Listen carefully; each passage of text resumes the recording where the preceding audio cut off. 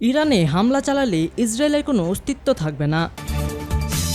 আর এদিকে আবারও ইসরায়েলের প্রধানমন্ত্রীকে সতর্ক করলেন ফ্রান্সের প্রেসিডেন্ট। সুপ্রিয় দর্শক, শুরুতেই আমরা জেনে নেব ইরানে হামলা চালালে ইসরায়েলের কোনো অস্তিত্বই থাকবে না। ইরানের প্রেসিডেন্ট ইব্রাহিম রাইসি হুঁশিয়ারি দিয়ে বলেছেন, ইহুদিবাদী ইসরায়েল যদি আবারও ভুল করে এবং ইরানের পবিত্র ভূমিতে আক্রমণ করে তবে পরিস্থিতি ভিন্ন হবে। ইরানে হামলা চালানোর দুঃসাহস করলে ইসরায়েলের কোনো অস্তিত্ব থাকবে না। মঙ্গলবার পাকিস্তান সফরকালে দেশটির শিক্ষা ও সাংস্কৃতিক অঙ্গনের নেতৃত্বের সঙ্গে এক বৈঠকে তিনি ইসরায়েলের প্রতি হুঁশিয়ারি প্রকাশ করেন। ইরানের প্রেসিডেন্ট বলেন, চলতি মাসের শুরুতে সিরিয়ায় ইরানের কনসুলেট ভবনে ইসরায়েল যে নির্লজ্জ হামলা চালিয়েছিল তার জবাব দিয়েছে ইরান।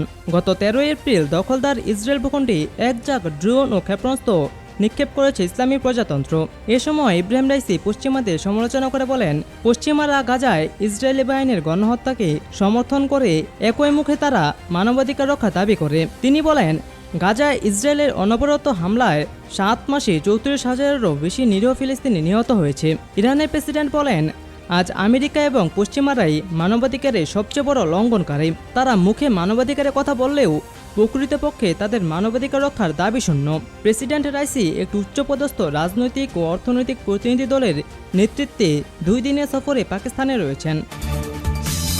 আর সুপ্রিয় দর্শক, এদিকে আবারও ইসরায়েলের প্রধানমন্ত্রীকে সতর্ক করলেন ফ্রান্সের প্রেসিডেন্ট। ফ্রান্সের প্রেসিডেন্ট ইমানুয়েল ম্যাক্রো আবারও ইসরায়েলের প্রধানমন্ত্রী বেনিয়ামিন নেতানিয়াহুকে দক্ষিণ গাজা শহর রাফা হামলা থেকে বিরত থাকতে বলেছেন। তিনি সতর্ক করে বলেছেন, রাফায় যে কোনো সামরিক আক্রমণ চলমান খারাপ অবস্থাকে আরও শোচনীয় করবে। টেলিফোনে এই 2 নেতার কথা হয়। পরে ফরাসি প্রজাতন্ত্রের রাষ্ট্রপতির সরকারি বাসভবন এলিসি প্রাসাদের এক বিবৃতির বরাতে আনাদোলু এজেন্সি এ খবর জানায়। প্রতিবেদনে বলা হয়, গত 13 এপ্রিল ইসরায়েলের মাটিতে ইরানের নজিরবিহীন হামলার নিন্দা করেছেন ম্যাক্রো। এই ধরনের সামরিক হস্তক্ষেপের বিপরীতে ইসরায়েলের সঙ্গে থাকার অঙ্গীকার পুনর্ব্যক্ত করেন তিনি।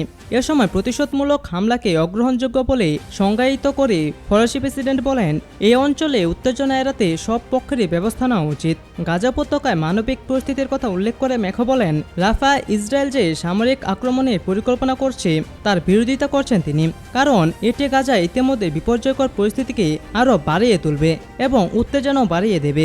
গত বছরের 7 অক্টোবর ফিলিস্তিনি গোষ্ঠী হামাস ইসরায়েলের অভ্যন্তরে হামলা করে। এতে 1200-এরও বেশি নিহত হয়। হামাস যোদ্ধারা ধরে নিয়ে যায় কয়েকশো ইসরায়েলিকে।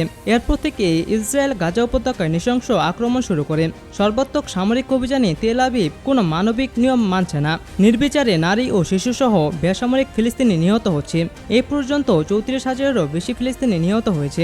আহত হয়েছে 77,000-এরও অধিক, যাদের বেশিরভাগই নারী ও শিশু। বাস্তুচ্যুত ফিলিস্তিনিরা রাফা সহ আশেপাশের কয়েকটি শহরে আশ্রয় নিয়েছে।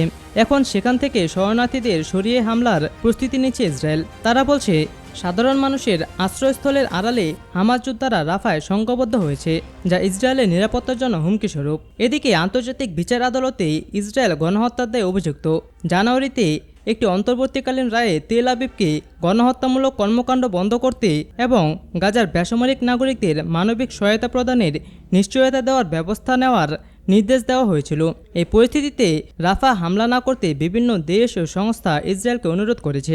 এর আগেও ইসরায়েলের সামরিক অভিযানের জন্য রাফা থেকে জোরপূর্বক গাজাবাসীকে স্থানান্তর যুদ্ধাপরাধে শামিল হবে বলে মন্তব্য করেছিলেন ফ্রান্সের প্রেসিডেন্ট ইমানুয়েল ম্যাক্রো।